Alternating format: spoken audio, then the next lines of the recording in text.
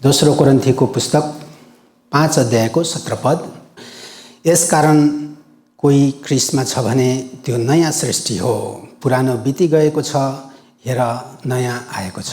यूहन्नाको पुस्तक 3 अध्यायमा हेर्दाखेरि एकजना निकोदेमस भन्ने इजरायलको व्यवस्थाको पण्डित र त्यो इजरायलको राजनीतिक रूपमा पनि एउटा अगुवा, एउटा शिक्षक, एउटा लिडर, त्यस्तो व्यक्ति येशूको अगाडि रातिको समयमा आएर येशूलाई के भन्छन् त भने, तपाईँ परमेश्वरबाट आउनुभएको एउटा शिक्षक हुनुहुन्छ, किनभनेदेखि तपाईँले जुन चिन्हहरू गर्नुभएको छ ती चिन्ह परमेश्वरबाट आउने मानिस बाहेकहरू कसैले गर्न नसक्ने चिन्हहरू तपाईँले गर्दै हुनुहुन्छ भनेर येशूको अगाडि आएर कुरा राख्दछन्।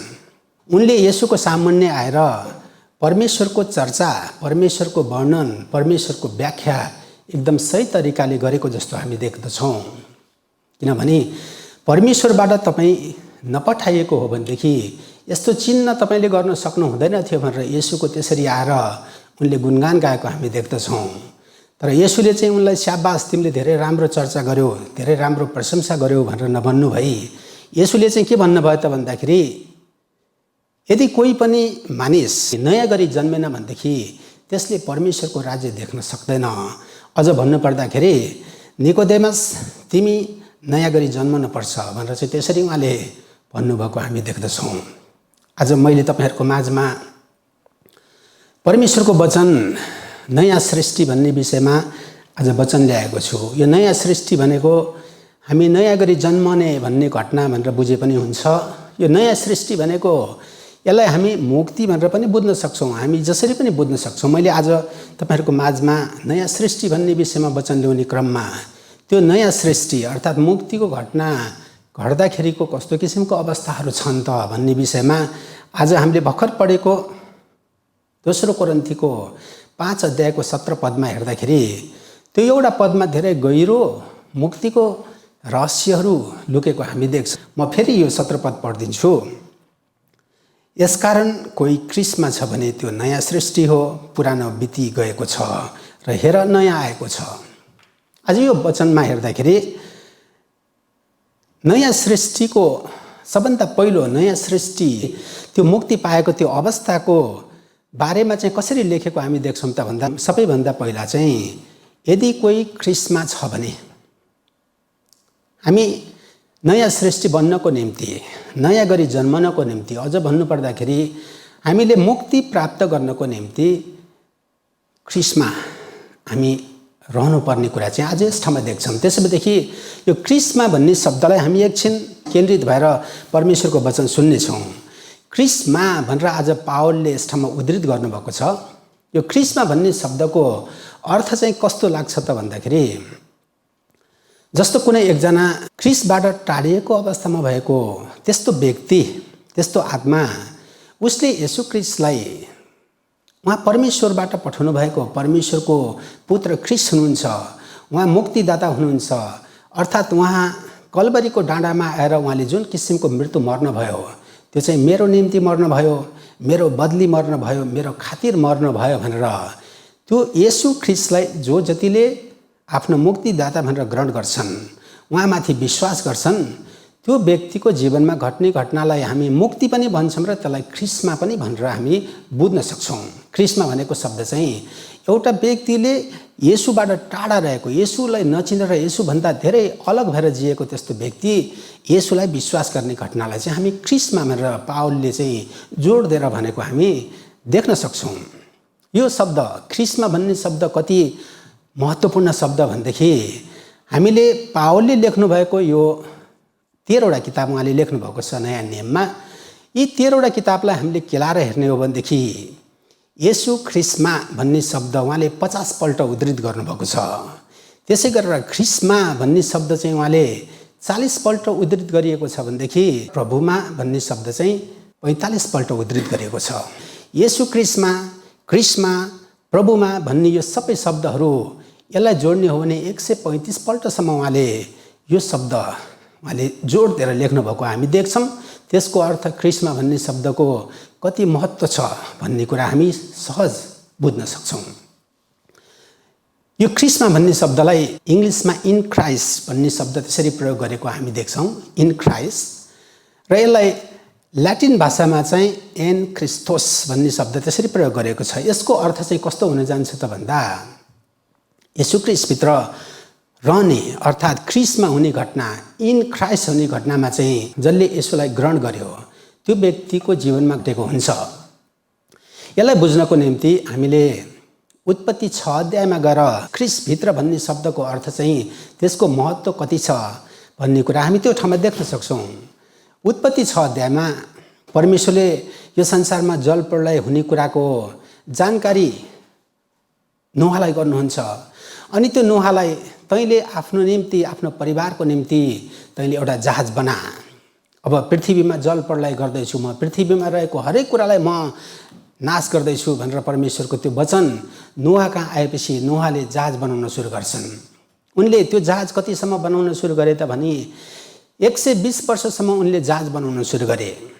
त्यो समयमा नोहाले त्यस्तो टन्टलापुर घाम लागेको अवस्थामा त्यो जहाज बनाएर त्यो प्रयोग गर्ने ठाउँ कहीँ पनि छैन मान्छेको दृष्टिमा हेर्दाखेरि।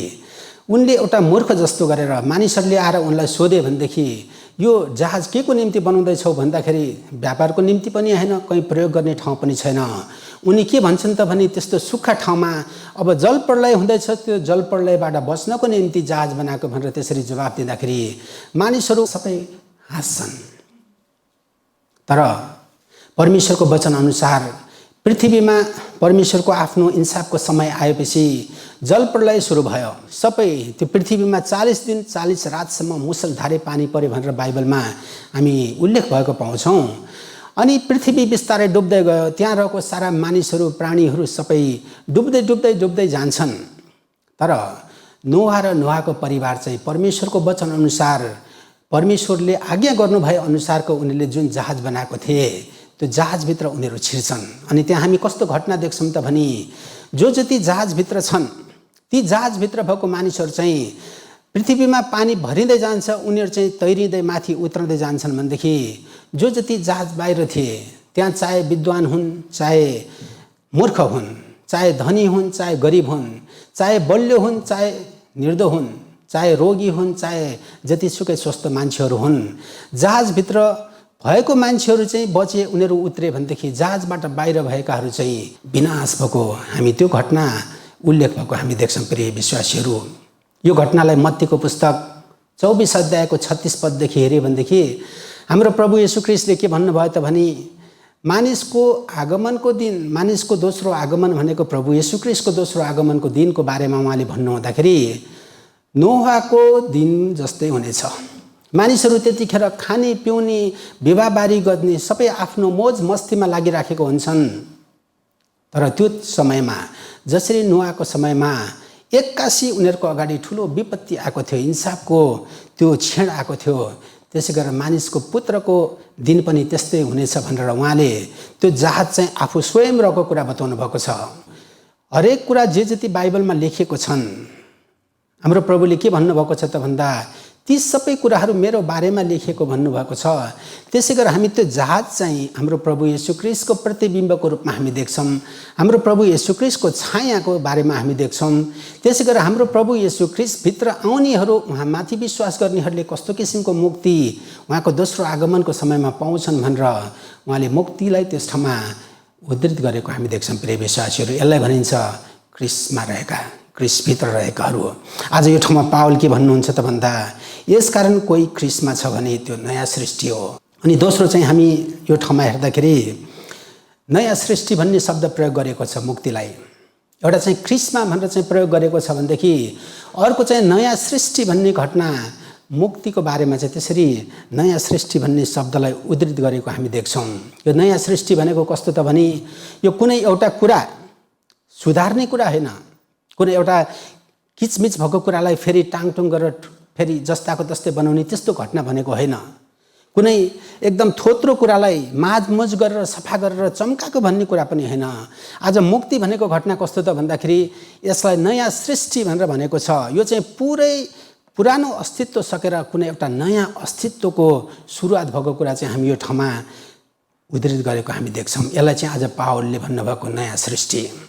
नयाँ सृष्टि भनेको यो चाहिँ कस्तो त भने जस्तो एउटा झुसिल किरा, उसको चाहिँ जुन बाहिरको त्यो झुसिल किरा भन्ने एउटा बोक्रा हुन्छ, त्यो बोक्राबाट ऊ पछि त्यो बोक्रा तोडेर निस्किँदाखेरि हामी कस्तो रूप देख्छौँ त भन्दा अब झुसिल किराको त्यो पुरै रूप बदलेर एउटा पुतलीको रूप लिएर पुरै अस्तित्व बदलेको जस्तो आज कोही क्रिसमा छ भनेदेखि उसको पुरानो अवस्था त्यो चाहिँ कम्प्लिटली नयाँ अवस्थाको रूपमा, नयाँ अस्तित्वको रूपमा बदलिने कुरा हामी देख्छौँ। यसलाई चाहिँ के त भने आज नयाँ सृष्टि भनेर चाहिँ पावलले त्यसरी बताउनु भएको हामी देख्छौँ। प्रिय विश्वासीहरू, चाइनाको मिसनको पिता भनेर चिनिने हडसन टेलरले उहाँको सामुन्ने एकजना जवान मान्छेले आएर कस्तो प्रश्न गर्नुहुन्छ त भन्दाखेरि एउटा मान्छे विश्वासी बन्नको निम्ति कति समय लाग्छ त भनेर उहाँसँग प्रश्न गर्दाखेरि अनि उहाँले त्यो जवानलाई कुनै जवाफ नदिकन उहाँसँग उसँग प्रतिप्रश्न गर्नुहुन्छ। अनि त्यो प्रश्न गर्नुभन्दा अगाडि उहाँले के गर्नुहुन्छ त भन्दा अगाडि राखेको एउटा बत्ती जुन छ त्यो बत्तीमा सलाई बालेर अनि त्यो बत्तीमा लगाउनुहुन्छ।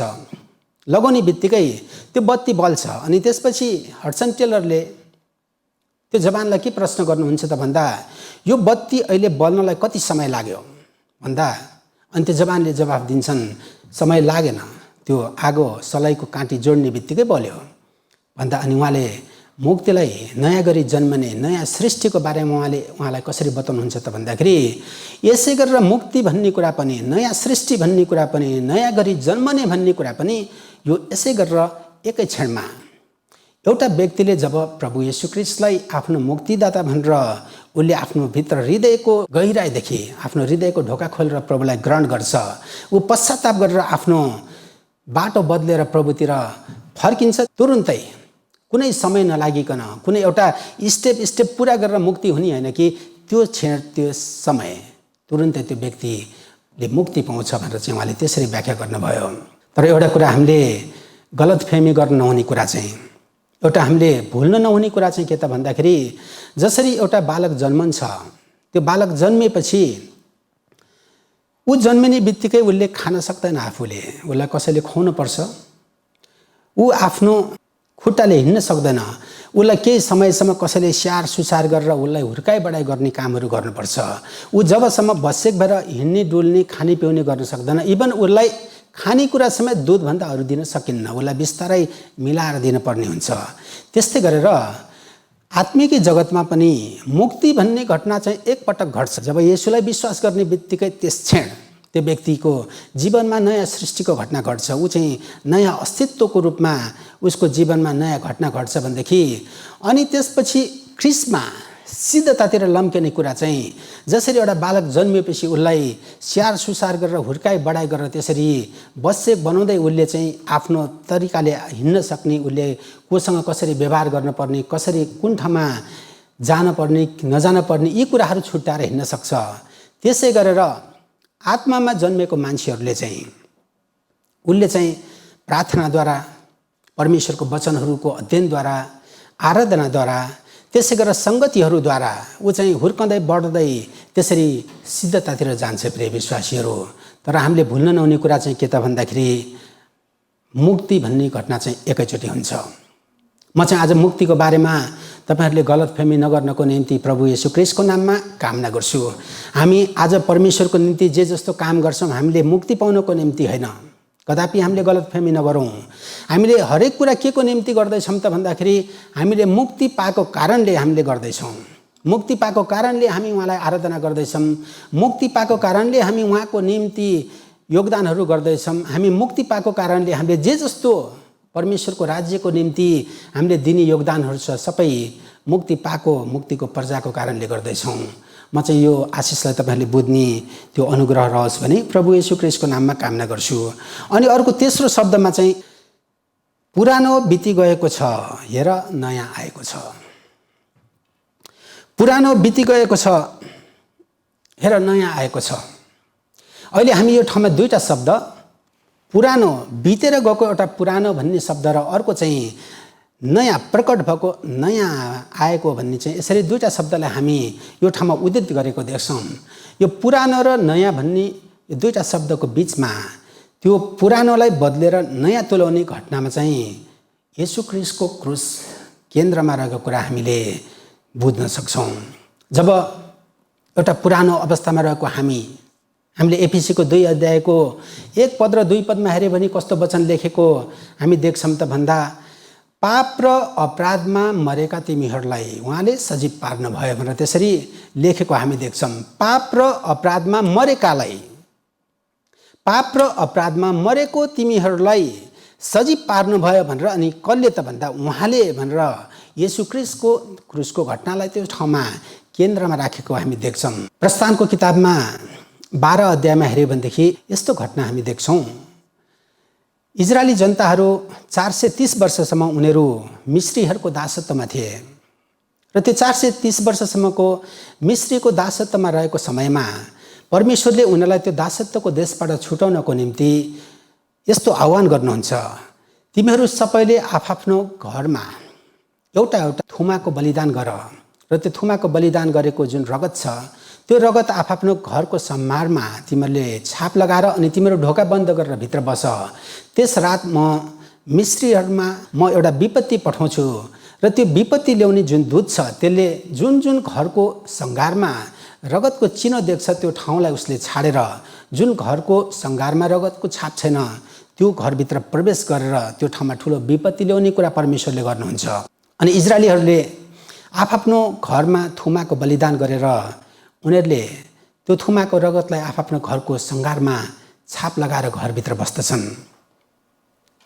अनि त्यो बसेको रातमा त्यो ठाउँमा कति उद्वेगको घटना घटेको हामी देख्छौँ त भन्दाखेरि, फारो राजा उसको सामुन्ने अरू 9वटा ठुलो विपत्तिहरू गरेको तपाईँ हामी सबैलाई राम्रो जानकारी छ। त्यो ठाउँमा कति ठुलो विपत्तिहरू आयो त्यो देशमा, तर उसले ती विपत्तिहरूको सामुन्ने अलिकति पनि उसले किञ्चित गरेन, उसले आँखा झिमिक्क पनि गरेन।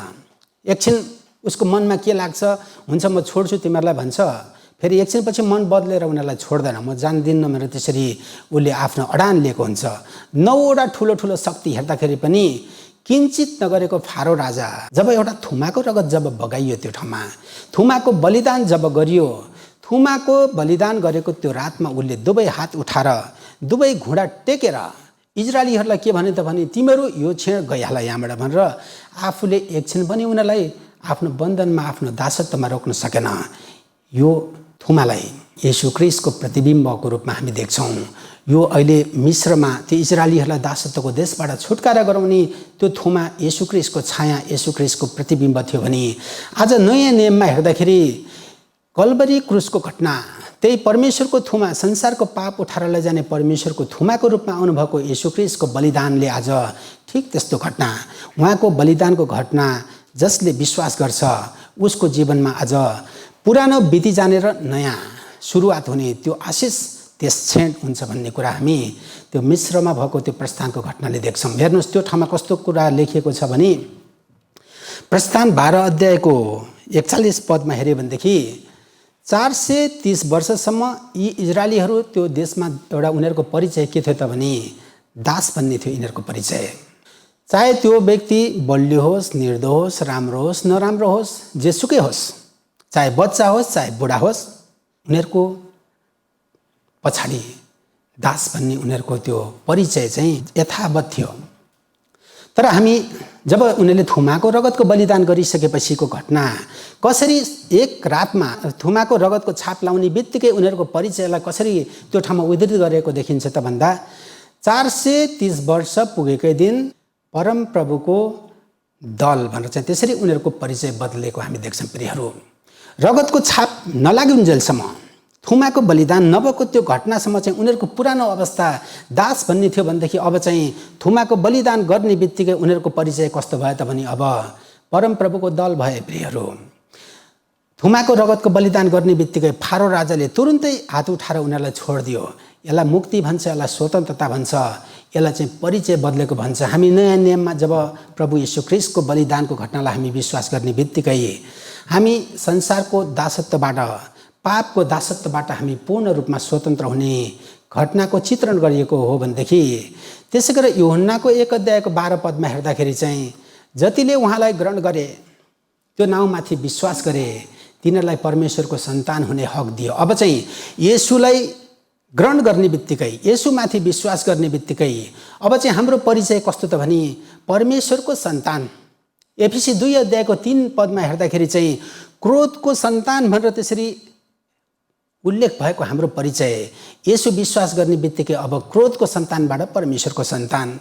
त्यसै गरेर हामी सबै मृत्युको मुखमा थियौँ, किनभने रोमीको पुस्तक 6 अध्यायको 23 पदमा हेर्दाखेरि पापको ज्याला मृत्यु भनेको छ। सबै हामी पापको दासत्व मुनि हामी थियौँ भनेदेखि अब येशू ख्रीष्टमाथि विश्वास गर्ने बित्तिकै अब त्यो पापको ज्याला मृत्युको ठाउँमा रहेको हामीलाई परमेश्वरको वचनले कस्तो वाचा गर्नुभएको छ त भन्दा, साँचो साँचो म तिमीहरूलाई भन्दछु, जसले मेरो बात मान्छ र मलाई पठाउनेलाई विश्वास गर्छ त्यसमा अनन्त जीवन छ।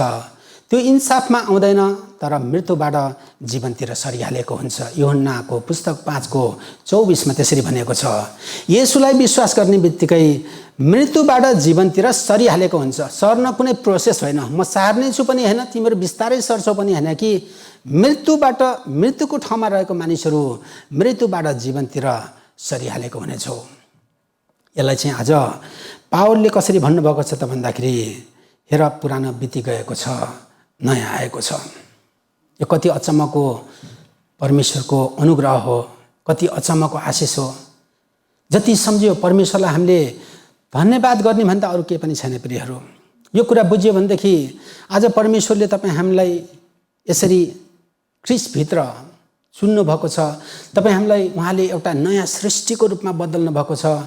त्यसै गरी आज हाम्रो सम्पूर्ण पुरानो कुरा, पुरानो अस्तित्वलाई उहाँले समाप्त गरेर ख्रीष्टभित्र एउटा नयाँ अस्तित्वको रूपमा परमेश्वरको सन्तानको रूपमा यो संसारमा जिउने त्यो आशिषमा यसरी बोलाउट गर्नुभएको छ। यो कुरा बुझ्यो भनेदेखि हाम्रो जीवनमा हामीले पावललाई हेऱ्यौँ भनेदेखि पावलले यो कुरा येशू नबुझुन्जेलसम्म उसले आफ्नो जीवनमा येशूलाई विश्वास गर्ने मान्छेहरूलाई सखाप गर्ने, यो चाहिँ सबैभन्दा ठुलो मिसन हो, यो चाहिँ सबैभन्दा परमेश्वरलाई खुसी तुल्याउने काम हो, परमेश्वरलाई उचाल्ने काम हो भनेर सम्झेर उसले येशू विश्वास गर्ने मान्छेहरूलाई अन्धाधुन्ध सतावट गरेको थियो। येशू विश्वास गर्ने मान्छेहरूलाई सखाप गर्ने मिसन लिएर निस्केको मान्छे जब उनले येशूलाई बुझे, जब येशूलाई चिन्ने बित्तिकै हामीले पहिलो कोरिन्थीको पुस्तक 2 अध्यायको 2 पदमा त्यो पावलले कसरी के भनेको हामी देख्छौँ त भन्दाखेरि, मैले तिमीहरूको सामुन्ने येशू ख्रीष्ट र उहाँलाई क्रुसमा टाँगेको बाहेक अरू कुनै कुरा नजान्ने हुने सङ्कल्प गरेको छु। येशू ख्रीष्ट र उहाँलाई क्रुसमा टाँगेको कुरा बाहेक अरू केही नजान्ने हुने मैले सङ्कल्प गरेको छु। प्रिय विश्वासीहरू, यो पावल भनेको कस्तो मान्छे हो? यो पावलको बारेमा हामीले खोज्ने हो भनेदेखि, तलासी गर्ने हो भनेदेखि उनले फिलिपीको 3 अध्यायमा गएर हेर्दाखेरि पावलले के भनेको हामी पाउँछौँ त भन्दाखेरि, यदि कसैले शरीरमा घमण्ड गर्छ, कसैले शरीरमा भरोसा गर्छ भनेदेखि घमण्ड गर्ने र भरोसा गर्ने कुरा मसँग झन् बढी छ। पावल भनेको कस्तो व्यक्ति? ऊ चान्चुने व्यक्ति होइन, शिक्षामा ऊ कोही भन्दा कम थिएन, विद्वानमा ऊ कुनै विद्वानभन्दा कम विद्वान होइन ऊ। त्यसै गरेर बाइबलको ज्ञानको विषयमा भन्ने हो भनेदेखि कुनै व्यक्तिभन्दा ऊ कम ज्ञान बोकेर बसेको मान्छे थिएन। परमेश्वरलाई प्रेम गर्ने विषयमा भन्ने हो भने म परमेश्वरलाई सबैभन्दा प्रेम गर्छु भन्ने व्यक्ति थियो।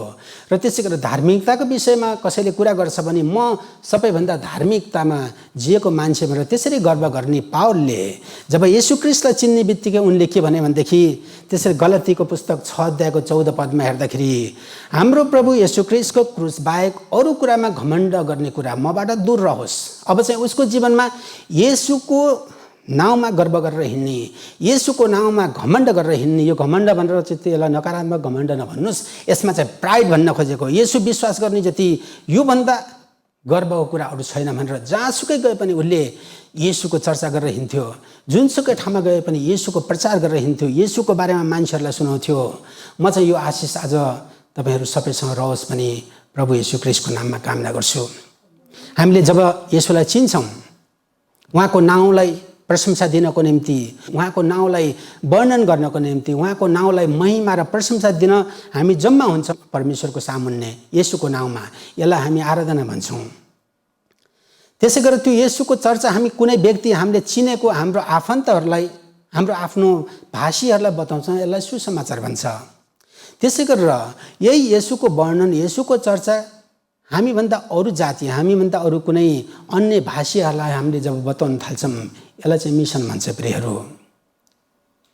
म चाहिँ आज तपाईँ हाम्रो जीवनमा हामी जुनसुकै ठाउँमा जाउँ, येशू ख्रीष्ट हामीद्वारा उचालिने, हामीद्वारा येशूको चर्चा यो संसारमा फैलिने, येशूलाई नचिनेर आज मरेर गएका, ख्रीष्टभन्दा बाहिर रहेका मानिसहरूलाई नयाँ सृष्टिको रूपमा उनीहरूलाई खडा गर्ने काममा तपाईँ हामीलाई परमेश्वरले प्रयोग गर्ने त्यो जीवन तपाईँ हामी सबैको रहोस् भनी म प्रभु येशू ख्रीष्टको नाममा कामना गर्छु।